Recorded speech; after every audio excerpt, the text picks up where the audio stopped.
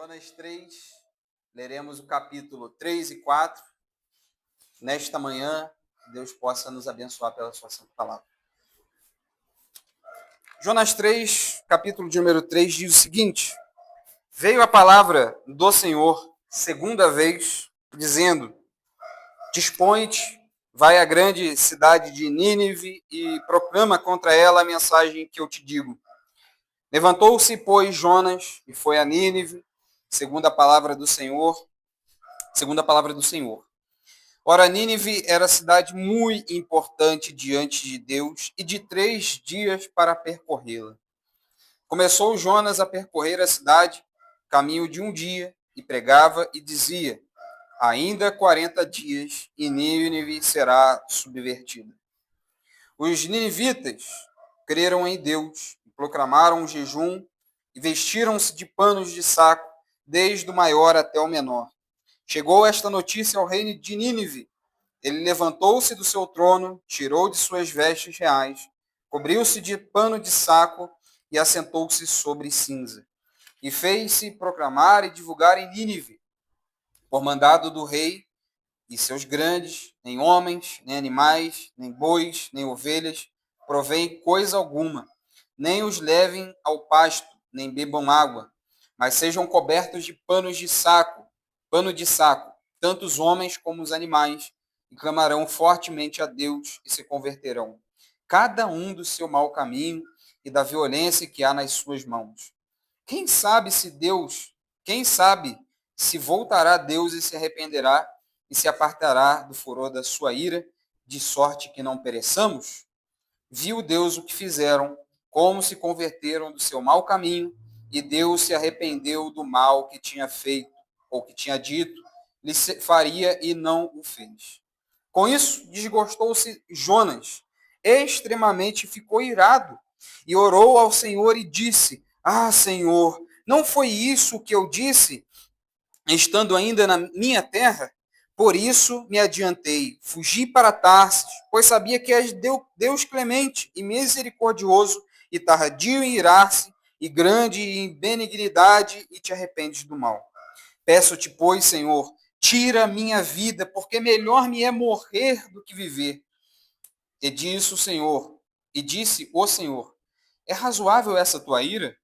Então Jonas saiu da cidade e assentou-se ao oriente da mesma, e ali fez uma enramada, e repousou debaixo dela, à sombra, até ver o que aconteceria à cidade. Então fez o Senhor Deus nascer uma planta, que subiu por cima de Jonas, para que fizesse sombra sobre a sua cabeça, a fim de o livrar do seu desconforto. Jonas, pois, se alegrou em extremo por causa da planta. Mas Deus, no dia seguinte, ao subir da alva, enviou um verme, a qual feriu a planta, e este se secou. E nascendo o sol, Deus mandou um vento calmoso oriental.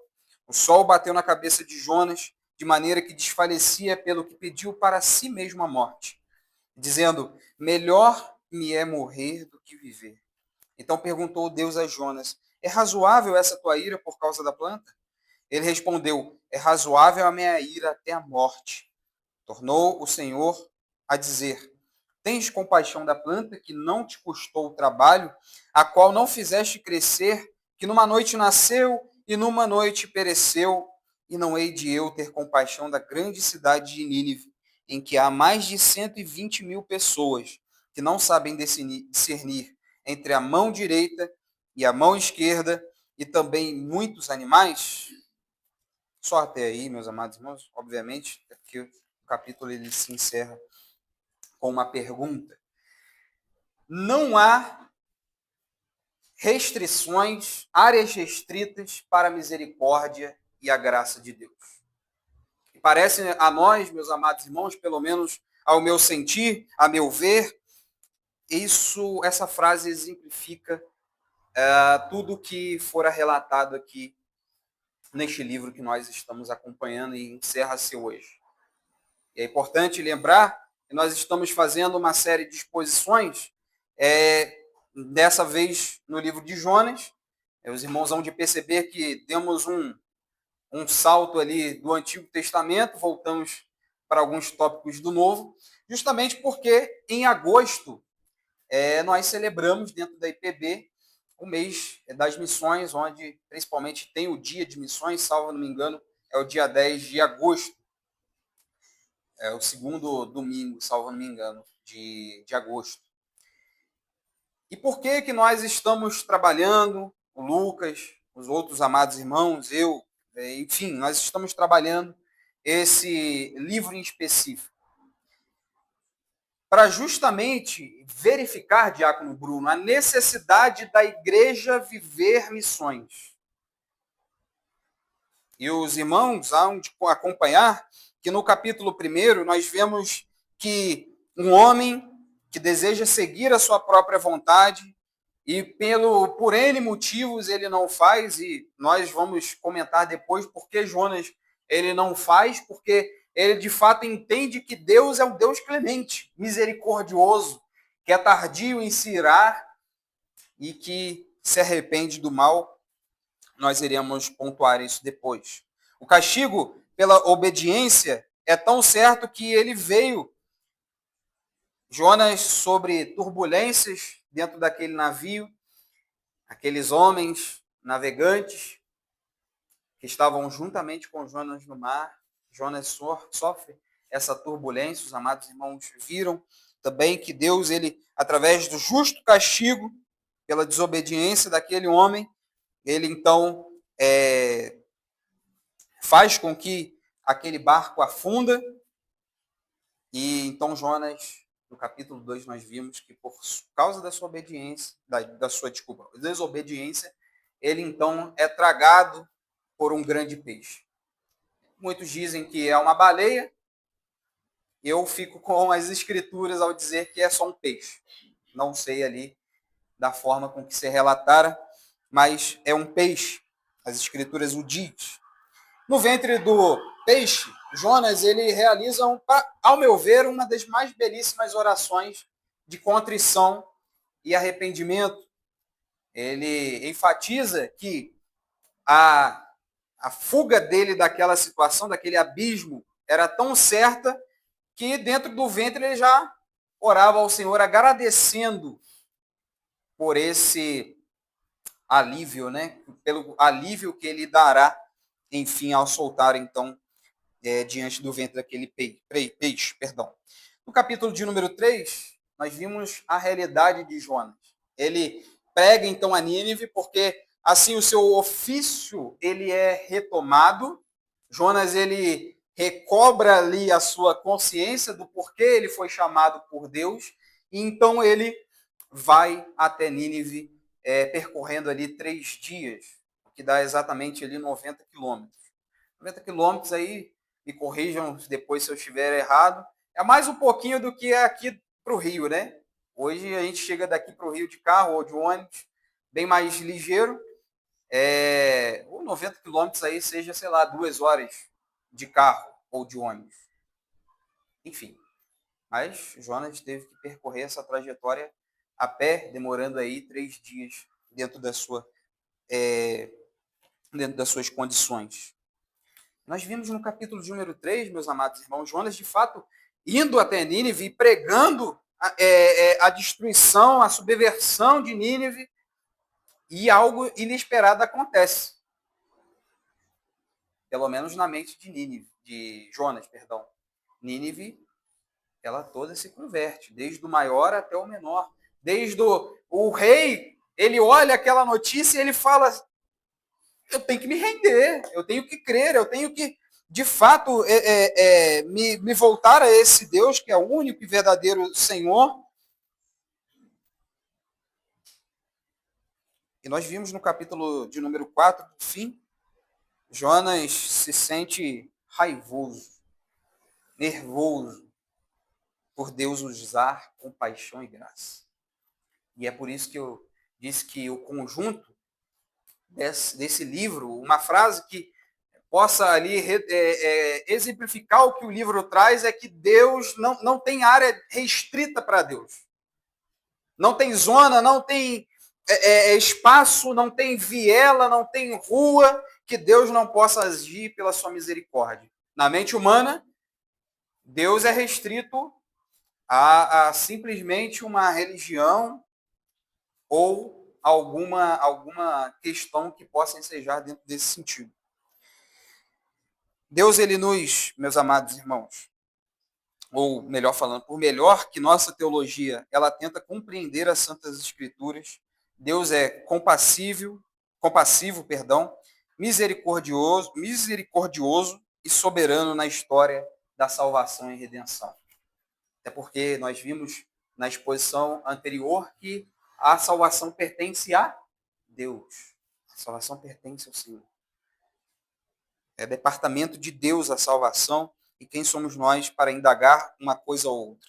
Ele nos incumbiu de realizar uma missão nos Nínives deste mundo, os nossos vizinhos, casa, viela, bairro, onde para muitos não tem valor, as comunidades menos assistidas, Deus usará de algum modo a sua misericórdia. Essa é a realidade do Evangelho. Nas vielas, nos bairros, Diácono Bruno, ontem estávamos comentando sobre isso, ao passar por algumas comunidades de Petrópolis, onde muitos não querem ir evangelizar, fazer missões. É ali que Deus tem os seus eleitos. Não há área restrita para Deus usar a sua misericórdia. Nós precisamos compreender isso. Nós precisamos ter em mente de que o Evangelho e a salvação não dependem de nós, mas a salvação pertence ao Senhor, e eu gostaria, então, de trabalhar nessa exposição, nessa conversa com os amados irmãos, ao menos ali 3, como sempre, verdades. Primeiro, vamos verificar o conteúdo da pregação de Jonas. Acompanhe comigo aí do verso 1 ao 4, que diz o seguinte: veio a palavra do Senhor segunda vez. Aqui, segunda vez, porque já tinha falado no capítulo de número 1, ou seja, Deus agora coloca Jonas dentro do seu lugar, dentro do seu ofício, dentro da sua missão. Veio a palavra do Senhor segunda vez a Jonas, dizendo: dispõe-te, vai à grande cidade de Nínive e proclama contra ela a mensagem que eu te digo. Levantou-se, pois, Jonas e foi a Nínive, segundo a palavra do Senhor. Ora, Nínive era cidade muito importante diante de Deus e de 3 dias para percorrê-la. Começou Jonas a percorrer a cidade, caminho de um dia, e pregava e dizia: ainda 40 dias e Nínive será subvertida. Como eu disse aqui, Jonas, antes de tudo, meus amados irmãos, é retomado ao seu ofício, à sua missão. A expressão aqui, veio a palavra do Senhor pela segunda vez, preste atenção, relata uma renovação ou uma revitalização na essência de Jonas. Jonas, então, desobediente no capítulo 1, ele, então, se destoa do ofício, da missão, e ele precisa ser, então, revitalizado, renovado na sua essência, naquilo que nós temos ali como um mandato de Deus. A igreja, meus amados irmãos, através das Santas Escrituras, somos compreendidos, chamados, ordenados a levar o Evangelho de Deus a todos os povos. Deus deseja revitalizar a sua igreja nesses últimos dias. E aqui é uma percepção minha, aqui da congregação. Temos boa teologia, né? Como presbiterianos, temos boa teologia, temos ali um olhar para as Escrituras que se deleita, que se volta, que se enche ali do coração de compreender de fato as Escrituras, de viver de fato as Santas Escrituras, uma boa liturgia, um bom olhar para a palavra de Deus e o que ela nos diz, uma vida de santidade. E isso é maravilhoso, meus amados irmãos, mas isso não adianta de nada se de fato nós não exercermos em prática aquilo que os nossos senhores e Salvador Jesus Cristo nos disse: ide por todo mundo, pregai o evangelho a toda criatura e fazer discípulos. É muito fácil nós termos uma boa teologia, mas que não envolva a missão. E me perdoe, meus amados irmãos, de dizer isso, porque é essa a realidade que nós vivemos como igreja, não de denominação ou congregação particulares, mas o que nos falta é viver de fato missão, é de fato entender que Deus ali, ele deseja que a sua graça alcance todos os povos, línguas e nações. E é Deus quem faz, é Deus quem trabalha, mas Deus a trabalha também através de nós. A palavra, meus amados irmãos, dispõe, tem um sentido aqui mais amplo do que se dispor aí. Ah, eu vou hoje na igreja, por exemplo. Estou à disposição de ir à igreja. A palavra aqui do hebraico, ela tem um sentido de cumprimento, de manter-se firme, de despertar.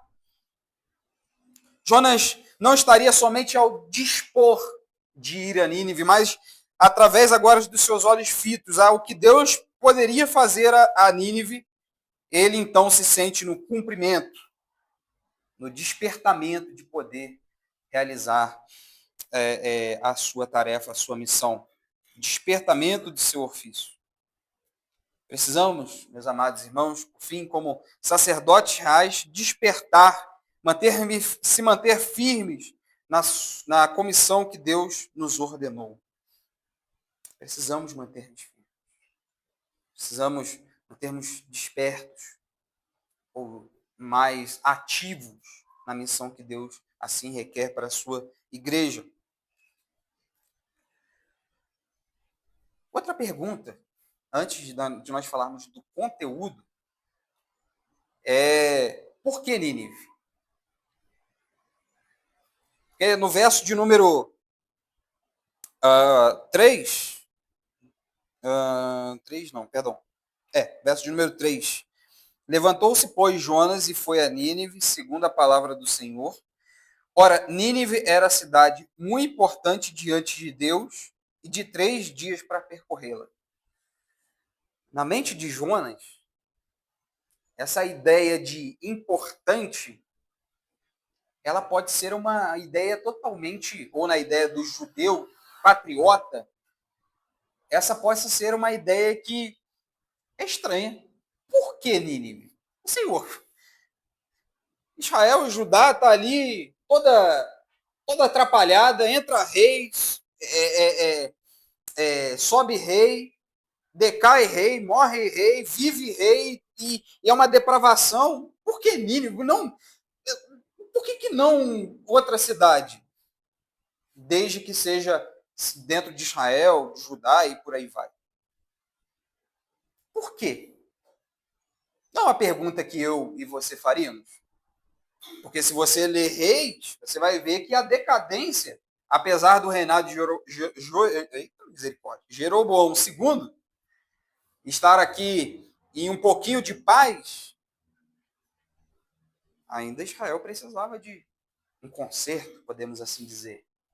Por que Nínive? Por que Nínive? Porque uma cidade que ela é uma das cidades mais antigas, proeminentes do mundo antigo, a capital do Império Assírio, tinha poder, riquezas, era inimigo de Israel e Judá, por quê? Já que é o nosso inimigo, por que eu tenho que pregar logo para ela? Cruel, violenta. Abacuque, por exemplo, salvo não me engano, vai dizer que os pés daquele povo eram despertos para poder matar. Tem relatos ali do mundo antigo de que era um povo de fato cruel. Como é que pode? Por que Nínive? A gente pode pensar como igreja na nossa realidade. Por que os bairros mais, desculpe-me da expressão, mais pobres de Petrópolis? Por quê? Por quê?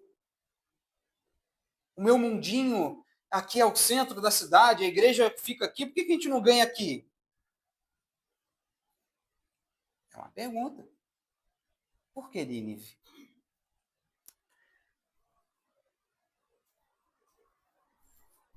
A salvação pertence ao Senhor. é do departamento de Deus. Deus tem eleitos em todos os povos, línguas e nações. Nós podemos tirar algumas boas conclusões, afirmações. Deus é misericordioso e Deus é totalmente justo. E o conteúdo da mensagem de Jonas é incrível.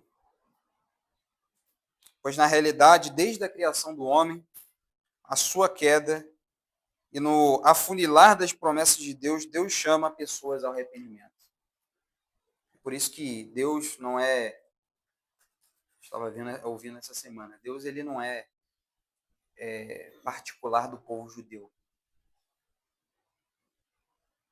Deus não é particular do povo judeu.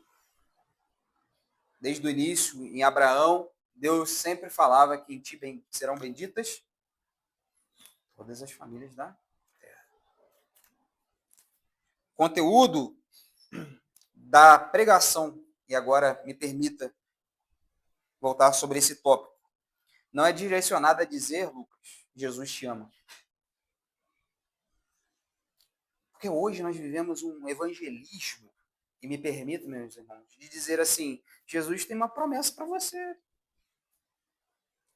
Aí a pessoa senta no banquinho, vê a sua vida passando por turbulências. Que promessa é essa que Jesus tem para a minha vida? Não é isso? Então, o conteúdo da pregação, meus amados irmãos, não é direcionado a somente dizer que Jesus ama, mas declarar: arrependam-se porque é chegado o reino dos céus. E é o conteúdo da pregação de Jonas, e olha que interessante, ele vai dizer que demorava 3 dias para percorrer, e no caminho Jonas já vinha falando: ó, ainda 40 dias, Nínive será subvertida. E aqui está um ponto interessante, que não só o conteúdo da pregação do evangelho, é um conteúdo de que não somente Jesus te ama, mas um conteúdo de condenação. Olha, meu querido, tua vida, você pecou. A queda, o pecado, ele demanda justo castigo. Nós estávamos falando sobre isso na nossa classe de novos membros. O pecado demanda justo castigo. Essa é a realidade do evangelho. Porque nós falamos Jesus te ama, mostramos o amor, a graça, a misericórdia, que sim, deve ser mostrada, mas nós não mostramos esse arrependa-se porque é chegado o reino dos céus. É evidente que Deus, meus amados irmãos, se irou contra a cidade de Nínive. Mais para frente, se você ler os profetas, Obadias, Malaquias, Naum, enfim, outros livros aqui, você vai ver que, de fato, Deus se irou contra a cidade de Nínive, se irou contra o Império Assírio,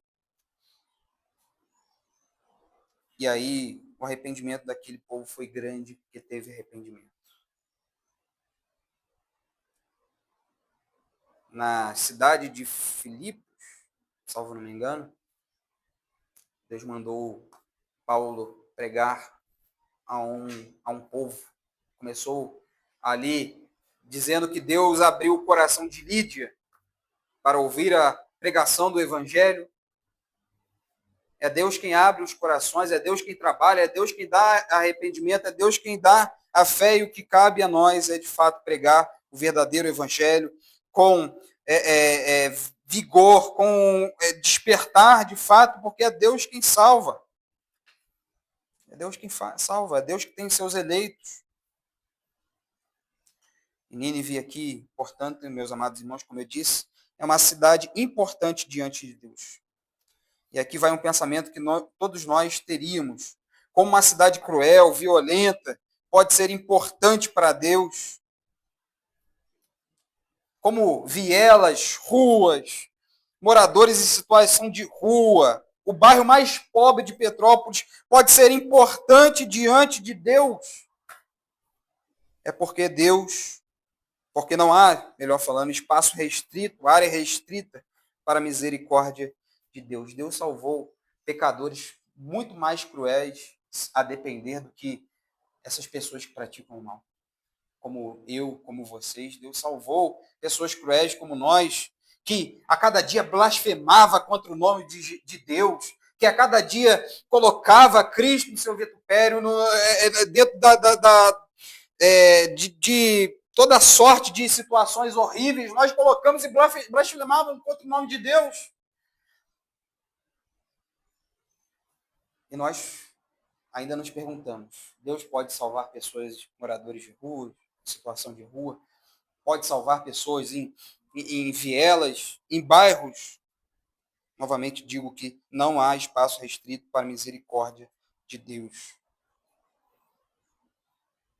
Como Deus pode salvar um pecador cruel como eu e você, um pecador depravado, em violência, egoísmo, busca de riquezas próprias?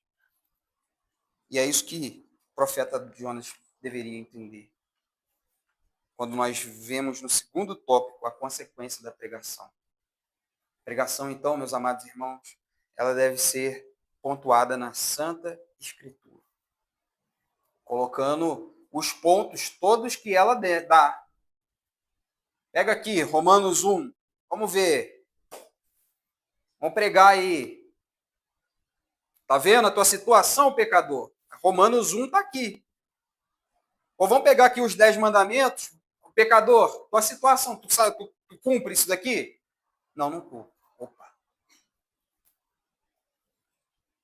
Precisamos mostrar a realidade do pecador. Não dar falsas esperanças para aquela cidade, para aquele bairro, para aquela viela. Tem muita gente dando falsas esperanças. É por isso que vocês, meus amados irmãos, veem a pobreza. E a culpa é de Cristo, tá? A culpa não foi do cara que pregou, não. A culpa é de Cristo. Porque ele não deu as promessas que me prometeram. Então pregue com pontualidade o conteúdo da pregação que Deus ele requer de nós através da sua Santa Escritura. Qual que foi a consequência, então, da pregação? Acompanhe comigo aí, do verso 5 até o verso de número 10.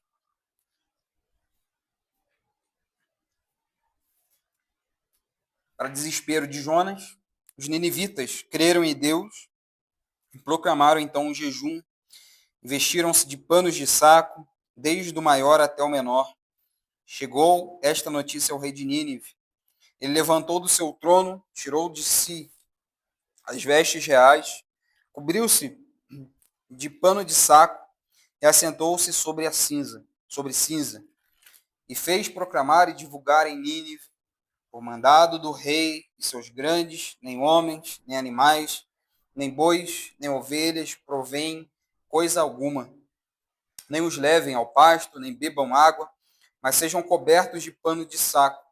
Tanto os homens como os animais, e clamarão fortemente a Deus, e se converterão cada um do seu mau caminho e da violência que há nas suas mãos.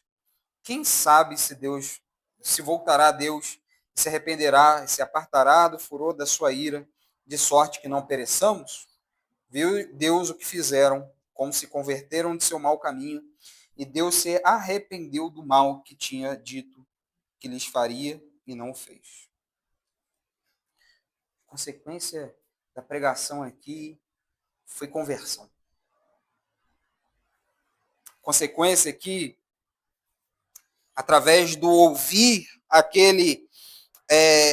aquela mensagem da ira de Deus caindo sobre Nínive, foi que eles se arrependeram.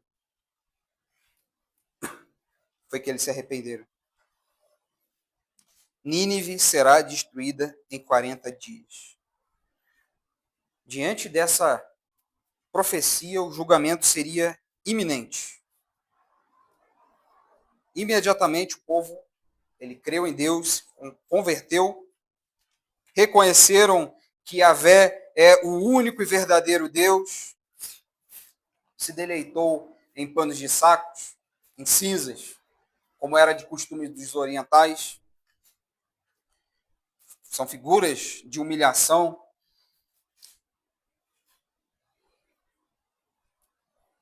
E aí nós vimos todas as pessoas, do maior até o menor, do jovem ao idoso, do pobre ao rico, de baixa condição até de boa condição, se voltando, se arrependendo diante do Senhor. E aqui, de fato, é verídico que aquela palavra que o profeta Isaías, salvo não me engano, disse que a palavra de Deus não volta vazia. Ela tem efeito.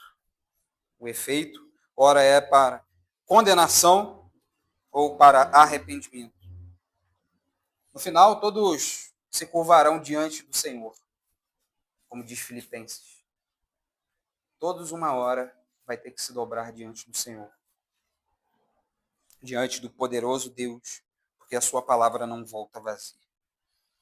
E aí, é interessante, só para título de curiosidade, por que até os animais sofreram, né? Ou até os animais tiveram que fazer isso, porque vocês olhariam para mim e falavam, Gil, uma coisa está errada aí, animal se vestindo de pano de saco, se humilhando, como é que pode, né? E aqui, dentro dentro da cultura, é dita que até os animais, e de fato, sofrem os efeitos da corrupção dos homens. Até os animais sofreram a consequência da queda, e eles foram ali, a palavra que fora dita pelo decreto do rei é que eles foram forçados a participar desse ato de humilhação. Olha como é que o pecado é nojento, né? Ele atingiu a criação, cosmos no todo, afetou a corrupção, afetou outros lados também da criação. E aqui eu pontuo, meus amados irmãos, que oração, jejum e humilhação sem mudança é um insulto contra Deus. Permita falar desse jeito, porque, de fato, oração, jejum e humilhação sem mudança é um insulto contra Deus. Depois a gente pode conversar por que é esse insulto. Mas, a meu ver, ela resulta sem mudança, sem arrependimento, resulta em insulto contra Deus. A verdadeira oração, contrição e jejum precedem a verdadeira mudança, pois não podemos nos arrepender ou converter sem que antes a graça de Deus nos renove. Não podemos nos deleitar sem a graça de Deus em oração, em jejum, em humilhação diante de Deus, sem que Deus nos conceda arrependimento. E era isso que nós estávamos falando aqui. Tudo provém de Deus, o dom da fé, a graça, a salvação provém de Deus, como diz Efésios 2:8. E aquele povo, de fato, orou, jejuou, se humilhou diante de Deus,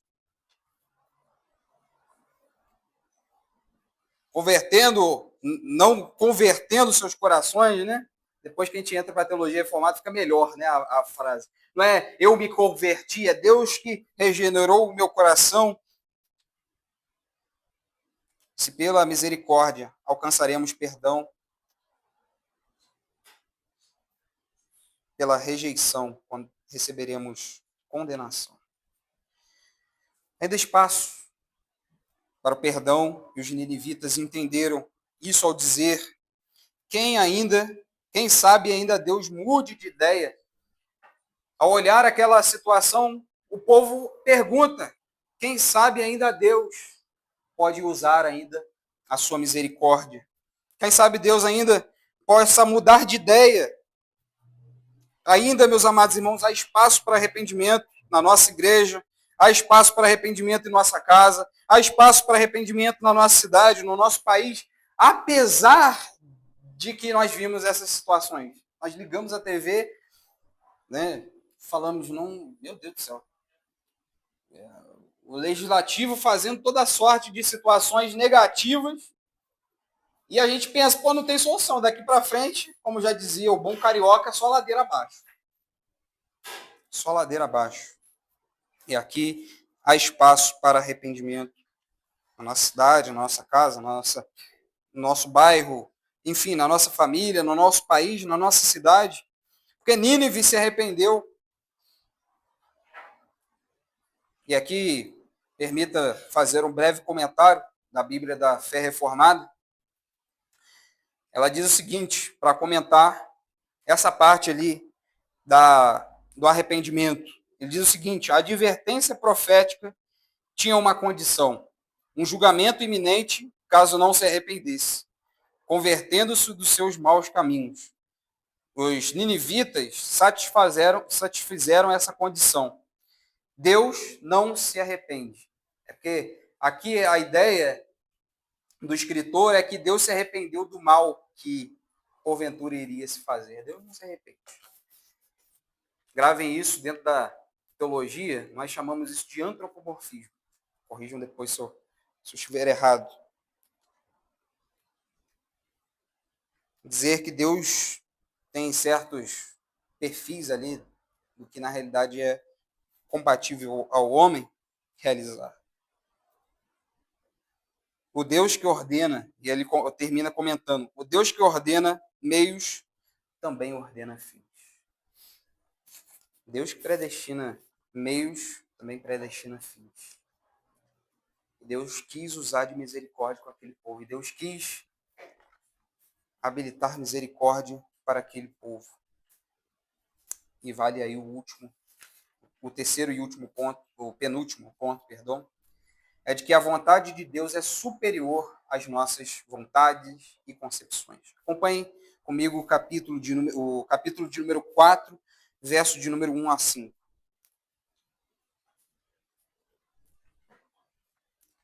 Com isso, desgostou-se Jonas extremamente e ficou irado, nervoso, triste. E orou ao Senhor e disse: Ah, Senhor, não foi isso que eu disse, estando ainda na minha terra? Por isso me adiantei, fugindo para Tarsis, pois sabias que és Deus clemente, misericordioso, tardio em irar-se, e grande em benignidade, e te arrependes do mal. Peço-te, pois, ó Senhor, tira minha vida, porque melhor me é morrer do que viver. E disse o Senhor: é razoável? Faz sentido essa tua ira? Então Jonas saiu da cidade e assentou-se ao oriente da mesma, e ali fez uma enramada, e repousou debaixo dela à sombra, até ver o que aconteceria à cidade. Ao deparar com o que Deus fizera em Nínive, Jonas ele se ardeu em raiva. A palavra hebraica aqui é clarã, ou carran, não sei como é que se pronuncia. Aqui podemos abrir a possibilidade muito possível de que Jonas estava com o seu patriotismo equivocado. Sua vontade estava acima da de Deus. Senhor, como é que pode? Nínive é a nossa inimiga. Eu estou colocando condenação, a palavra profética que foi dada é de fato de que 40 dias Nínive seria destruída, e o Senhor abre o coração do povo de Nínive. Como é que pode? Tem alguma coisa errada aí. Está acontecendo alguma coisa errada. Talvez Jonas ali, com seu patriotismo equivocado, possa dizer isso. O Senhor não chamou um povo para si? Esse povo ali, né? É o povo de Israel. E até hoje, né? Nossos queridos amados dispensacionalistas, eles falam isso. Eles têm essa visão. A vontade de Jonas, nesse caso, estava acima da vontade de Deus, que é usar misericórdia. Deus quis usar sua misericórdia com Nínive, um povo gentio, corrupto, violento. Sim, Deus deseja, salvar pecadores como a pior pessoa que a justiça humana possa imaginar. Deus ele pode conceder sua graça e sua misericórdia à pior pessoa que a nossa justiça humana possa talvez ali relatar. Na sua mente já pensaste? Essa pessoa não merece salvação? Novamente digo que Deus não há área restrita para a salvação de Deus. Jonas aqui, ele se emborrece, fica nervoso, Ele fica irado, até desejando que ele morra, justamente talvez porque, bom, se eu estou pregando aqui julgamento para Nínive, meu irmão, o povo vai cair em cima de mim. É mais fácil eu pedir a morte. E como outro ponto, Jonas tinha um patriotismo. Como é que pode Deus usar de misericórdia com outro povo? E por quarto e último ponto, meus amados irmãos, Deus tem uma lição através da vida da igreja, na vida de Jonas. E é por isso que o artifício de terminar, salvo não me engano, é o único livro que termina com uma pergunta. Deus quer ter uma lição com a sua igreja, com Jonas. E a lição que ele diz aqui é que Deus é soberano. Deus é soberano. Essa é a lição central que Deus quer mostrar aqui para Jonas. E ele dá algumas visões que eu vou relatar depois. Ele é santo, misericordioso, gracioso. E agora os olhos do Senhor se inclinam, se coloca na lição a ser ensinada a Jonas. Jonas, vem cá. Eu sou o Senhor da criação. Eu sou o Senhor providente, eu sou o Senhor misericordioso. E a imagem aqui agora que Deus quer ensinar é da planta. Olha aí o verso de número 6. Então fez o Senhor, Deus, nascer uma planta que subiu por cima de Jonas para que fizesse sombra sobre a sua cabeça, a fim de livrar o seu desconforto, seu mal-estar, seu rancor, sua ira. Jonas, pois, se alegrou em extremo por causa da planta. Preste atenção. Se alegrou em extremo por causa da planta. Mas Deus, no dia seguinte, ao subir da alva, enviou um verme, ao qual feriu a planta e esta se secou. Nascendo o sol, Deus mandou um vento calmoso, oriental. O sol bateu na cabeça de Jonas de maneira que desfalecia, pelo que pediu para si a morte, dizendo: melhor me é morrer do que viver. E aí Deus novamente pergunta: Jonas, é razoável essa tua ira por causa de eu mandar um verme para esta planta, por causa da planta? Ele respondeu: é razoável a minha ira até a morte. Tornou o Senhor a dizer: tens compaixão da planta que não te custou trabalho, a qual não fizeste crescer, que numa noite nasceu e numa pereceu, e não hei de eu ter compaixão da grande cidade de Nínive, em que há mais de 120 mil pessoas, que não sabem discernir entre a mão direita e a mão esquerda, e também muitos animais? O que Deus aqui quer ensinar para Jonas é: eu sou o Senhor providente, eu sou o Senhor soberano, o Senhor da criação, eu sou o Senhor misericordioso. Prova disso é que Deus envia o peixe. E agora Deus envia a sombra. Em contraste com Deus enviando o verme para matar a planta, e ali o ardente vento oriental. E aqui a igreja missionária, meus amados irmãos, tem uma missão, tem uma lição muito importante. Deus é o Senhor da igreja. Deus é o Senhor do seu povo. Deus é misericordioso. Deus é justo. A igreja missionária precisa entender que é Ele quem salva, é Ele quem molda os corações, desempedra, desentorta, desenvolve, desfaz da fé, dá o arrependimento. É Deus quem realiza essas coisas. E o nosso trabalho é proclamar as boas novas que Deus assim concede aos homens. A lição que temos é revelada aqui no verso de número 9 ao 11, que nós já lemos.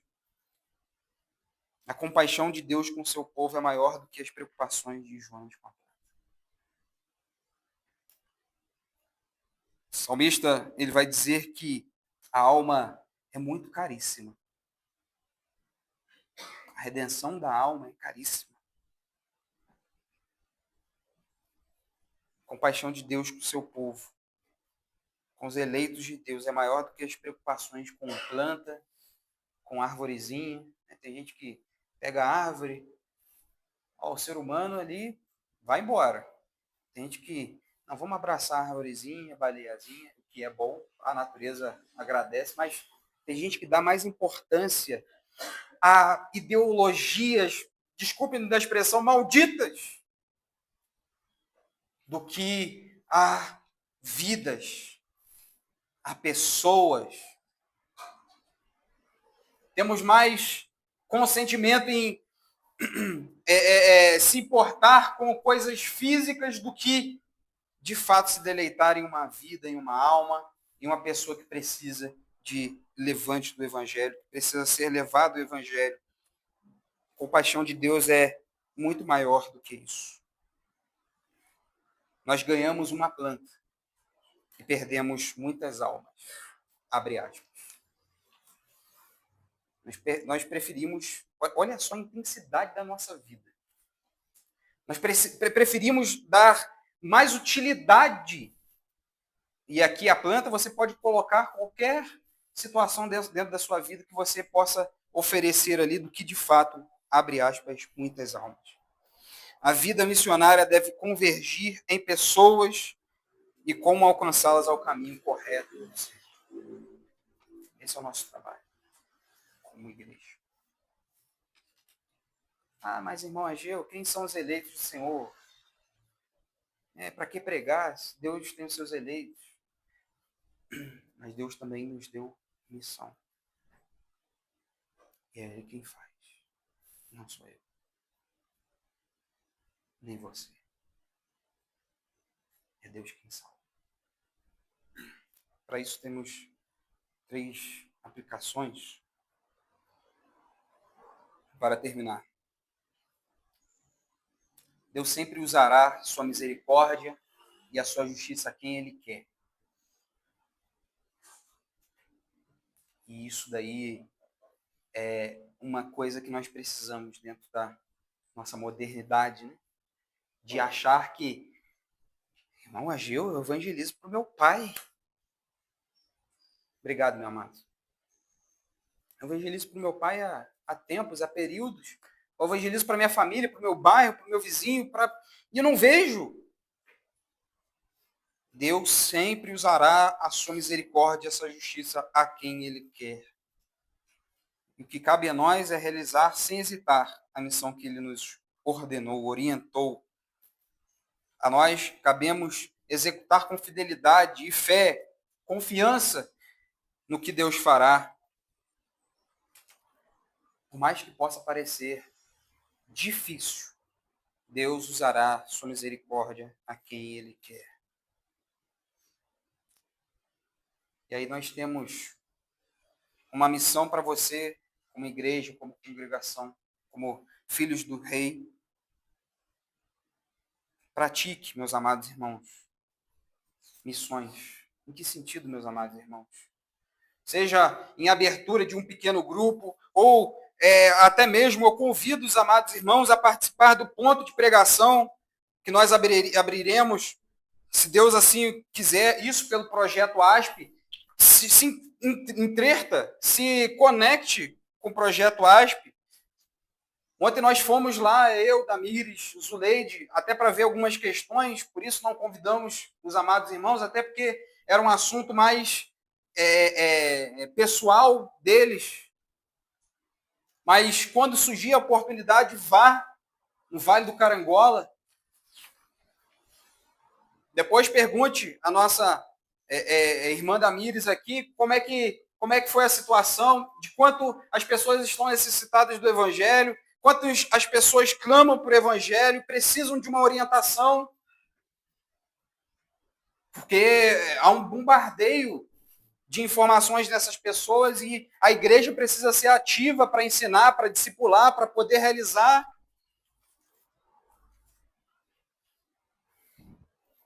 Participe, meus amados irmãos. Participe do evangelismo de rua, na igreja. Bora fazer. Eu tenho certeza que se pedirmos aqui orientação, pastor, nós podemos fazer num sábado evangelismo, tenho certeza que o pastor irá, meus irmãos, pode ir, ou eu estou junto com vocês, vamos fazer. Basta ter ali pessoas que sejam ativas, vamos fazer pequenos grupos dentro dos nossos lares, chamando os nossos irmãos, evangelizando, discipulando, amando almas. É um termo tão utilizado aí, amar almas, amar pessoas, pregar o evangelho. Eu convido os amados irmãos a irem nesses lugares aí, que é muito fácil, me desculpe ser honesto, é muito fácil você sair no centrinho, desculpe-me usar essa expressão, mas evangelizar filhinho de mamãe, vai evangelizar pessoas em bairros. Quero ver. Quero ver.